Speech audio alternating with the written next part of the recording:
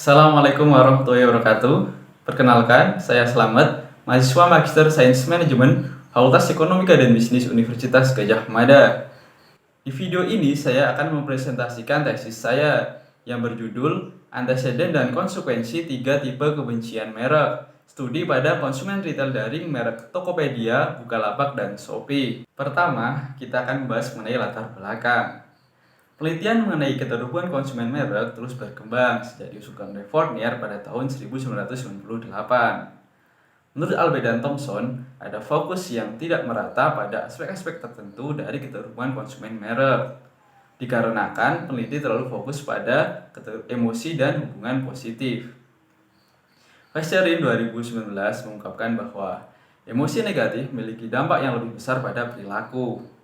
Namun, literatur pemasaran saat ini jarang membahas mengenai keterhubungan negatif konsumen merek.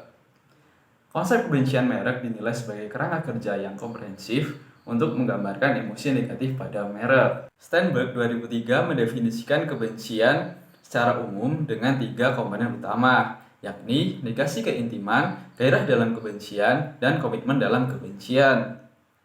3 komponen utama kebencian Steinberg kemudian dikembangkan oleh Kucuk 2018 menjadi 3 tipe kebencian merek, yakni cold brand hate, warm brand hate, dan hot brand hate. Brisen dan et al. 2019 dalam penelitiannya tentang kebencian merek pada kategori merek makanan menyarankan untuk meluas ruang lingkup kebencian merek dan menerapkannya dalam domain penelitian lain, serta memperjelas anteseden dan konsekuensi potensial. Penelitian ini menguji anteseden dan konsekuensi 3 tipe kebencian merek berdasarkan saran dari penelitian sebelumnya untuk menggunakan konstruk multidimensional berdasarkan literatur psikologi kebencian. Berdasarkan penelitian Heckner, Festirin, dan Delson 2017, kebencian merek dipicu oleh 3 faktor penentu, yakni pengalaman negatif masa lalu, ketidaksesuaian simbolis, dan ketidakcocokan ideologis. Heckner, Festirin, dan Delson menyarankan penelitian di masa depan harus menentukan apakah tingkat kebencian dipicu secara berbeda oleh faktor penentu dan bagaimana variasi tersebut berdampak pada perilaku. Penelitian ini mencoba menguji pengaruh 3 tipe kebencian merek pada perilaku boikot, sehingga bisa mengetahui tipe kebencian mana yang memiliki pengaruh terkuat pada respon spesifik perilaku boikot. Velotsu dan Maffei 2020 menyarankan penelitian di masa depan untuk fokus pada keterhubungan negatif konsumen merek dan harus memberikan lebih banyak wawasan dari konteks merek sentris pada merek daring. Di Indonesia, nilai merek Tokopedia menempati urutan ke-10 sebesar 2,231 miliar US dollar dan menjadi merek dengan peningkatan nilai merek tertinggi pada tahun 2019 sebesar 487%. Bukalapak menempati urutan ke-33 nilai merek tertinggi di Indonesia dengan peningkatan nilai merek tertinggi kelima pada tahun 2019 sebesar 30% berdasarkan data yang dirilis oleh Brandzy pada tahun 2019. Baru-baru ini muncul beberapa kasus boikot merek retail daring yang dilakukan oleh konsumen. Di antaranya Bukalapak pada Februari 2019, Shopee pada April 2019, dan Tokopedia pada November 2019.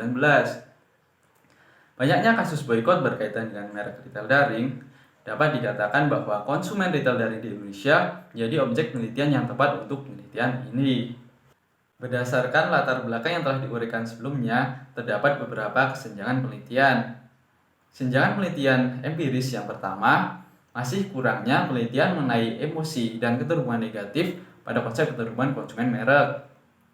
Yang kedua, perlunya pemahaman yang lebih luas dan lebih dalam tentang pengaruh dan implikasi dari fenomena kebencian merek dan bagaimana hubungannya dengan respons sikap berbasis konatif seperti boikot. Penelitian kuantitatif terdahulu berkaitan dengan pengaruh faktor animosity pada perilaku boikot belum menggunakan merek sentris. Ketiga, perlunya penelitian lebih lanjut berkaitan dengan anteseden dan konsekuensi kebencian merek menggunakan konstruk multidimensional berdasarkan literatur psikologi kebencian. Keempat, penelitian terdahulu masih terbatas pengujian pada konsumen pembenci merek dan konsumen yang memiliki pengalaman buruk di masa lalu.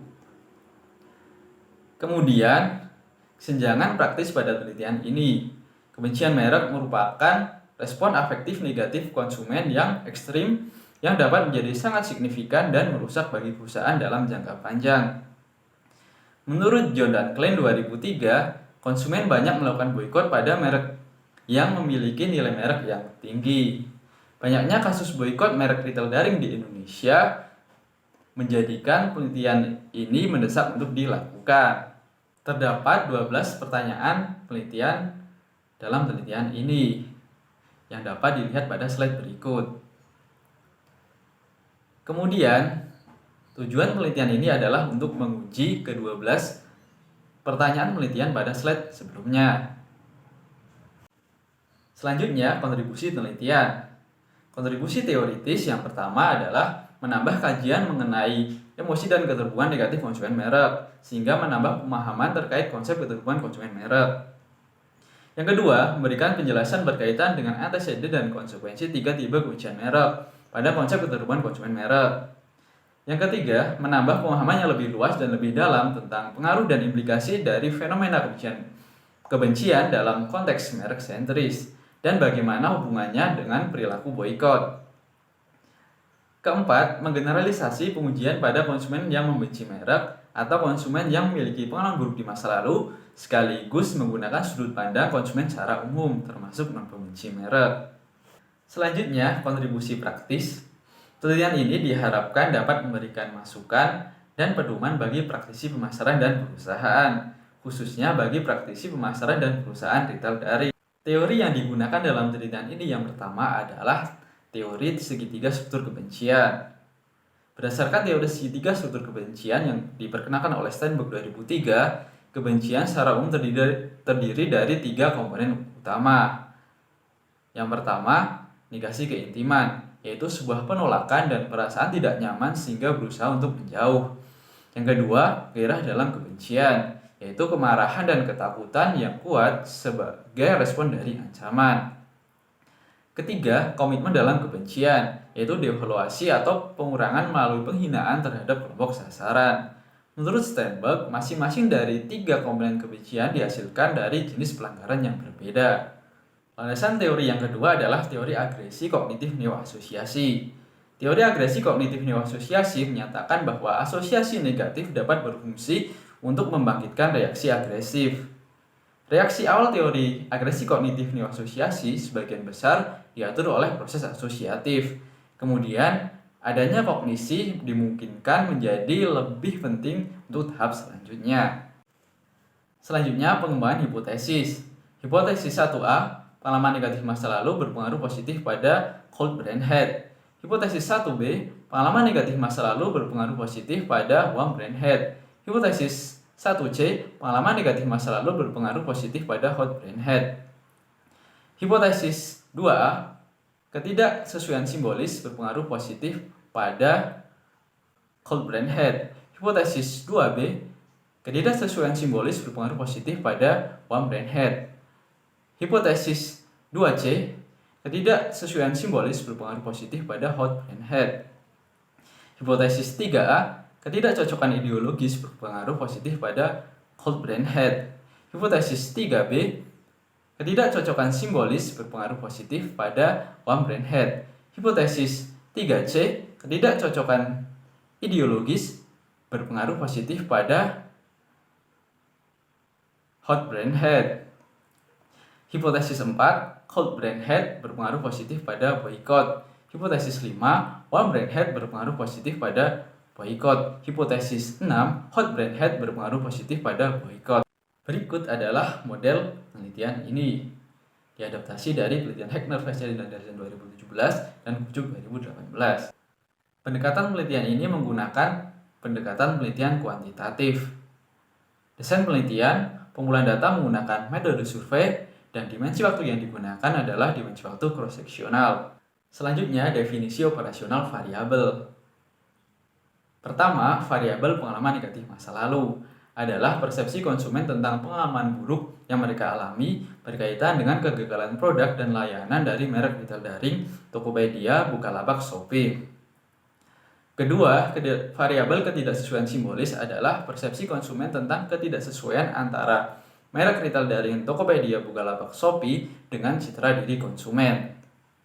Ketiga, variabel ketidakcocokan ideologis adalah persepsi konsumen terhadap merek retail daring Tokopedia, Bukalapak, Shopee tentang tindakan perusahaan yang secara ideologis tidak sesuai dengan keinginan konsumen mengenai masalah moral, hukum, dan sosial. Keempat, variabel cold brand hate adalah perasaan negatif konsumen untuk mendevaluasi dan menghilangkan segala jenis keterhubungan dengan merek retail daring Tokopedia, Bukalapak, Shopee sehingga berkeinginan mengabaikan dan meninggalkan merek. Kelima, variabel warm brand hate adalah perasaan negatif konsumen seperti penolakan, kebencian, pemberontakan yang akhirnya konsumen merasa jijik dan muak terhadap merek retail daring Tokopedia, Bukalapak, Shopee. Keenam, hot brand hate adalah kemarahan dan kecemasan ekstrim yang dirasakan oleh konsumen terhadap merek retail daring Tokopedia, Bukalapak, Shopee. Ketujuh, variabel boycott adalah perilaku konsumen seperti menolak membeli dan menggunakan produk dari merek retail daring Tokopedia, Bukalapak, Shopee dengan tujuan untuk memengaruhi kebijakan dan perilaku perusahaan. Populasi dalam penelitian ini adalah seluruh masyarakat Indonesia yang pernah menjadi pengguna salah satu, dua, atau tiga retail daring Tokopedia, Bukalapak, Shopee. Metode pemilihan sampel menggunakan non-probabilitas secara proporsif. Selanjutnya, kriteria responden. Yang pertama, orang yang pernah menjadi pengguna salah satu, dua, atau tiga retail daring Tokopedia, Bukalapak, Shopee. Kedua, pengguna retail daring minimal 3 bulan terakhir. 3. Pengguna retail daring sebagai pembeli.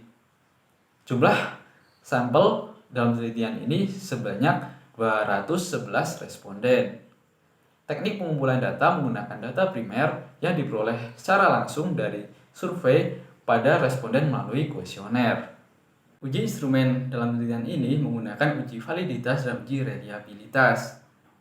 Uji validitas yang pertama adalah validitas muka atau face validity berdasarkan penelitian terdahulu dan dosen pembimbing. Yang kedua, validitas konstruk. Dapat dilihat penelitian ini memiliki validitas konvergen yang baik dan memiliki validitas diskriminan yang baik juga. Hasil uji reliabilitas menunjukkan bahwa instrumen penelitian ini memiliki reliabilitas yang baik. Karakteristik 211 responden dapat dilihat pada tabel berikut. Pembahasan selanjutnya mengenai hasil uji hipotesis dan model struktural. Berdasarkan tabel berikut menunjukkan bahwa model dalam penelitian ini sudah sesuai atau model fit. Kemudian, gambar hasil uji hipotesis dengan model struktural dapat dilihat pada gambar berikut.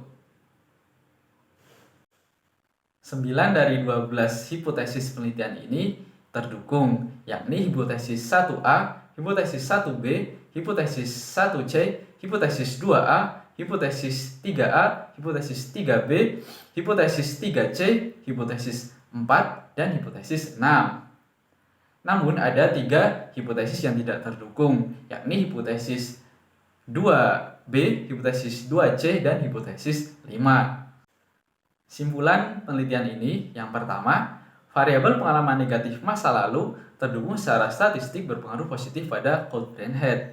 Kedua, variabel pengalaman negatif masa lalu terdukung secara statistik berpengaruh positif pada warm brand hate.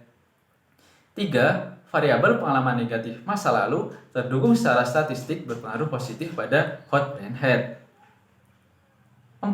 Variabel ketidaksesuaian simbolis terdukung secara statistik berpengaruh positif pada cold brand hate. 5. Variabel ketidaksesuaian simbolis tidak terdukung secara statistik berpengaruh positif pada warm brand hate. 6. Variabel ketidaksesuaian simbolis tidak terdukung secara statistik berpengaruh positif pada hot brand hate. 7. Variabel ketidakcocokan ideologis terdukung secara statistik berpengaruh positif pada cold brand hate. 8. Variabel ketidakcocokan ideologis terdukung secara statistik berpengaruh positif pada warm brand hate. 9. Variabel ketidakcocokan ideologis terdukung secara statistik berpengaruh positif pada hot brand head. 10. Variabel cold brand head terdukung secara statistik berpengaruh positif pada boykot. 11. Variabel warm brand head tidak terdukung secara statistik berpengaruh positif pada boykot. 12. Variabel hot brand head terdukung secara statistik berpengaruh positif pada boykot. Selanjutnya, keterbatasan dan salah penelitian mendatang. Yang pertama, penelitian ini hanya menggunakan variabel boykot sebagai konsekuensi dari 3 tipe kebencian merek. Penelitian di masa mendatang disarankan untuk menguji pengaruh 3 tipe kebencian merek pada negative word of mouth atau NWOM. 2. Responden penelitian ini adalah orang yang pernah melakukan pembelian minimal 3 bulan terakhir dan selama 3 bulan terakhir dari waktu pengumpulan data tidak ada isu boykot merek retail daring. Penelitian di masa mendatang menarik untuk dilakukan saat sedang berlangsung isu boykot yang menyasar merek tertentu dan menggunakan isu sebagai faktor yang menyebabkan kebencian merek. Sekian presentasi tesis saya. Terima kasih.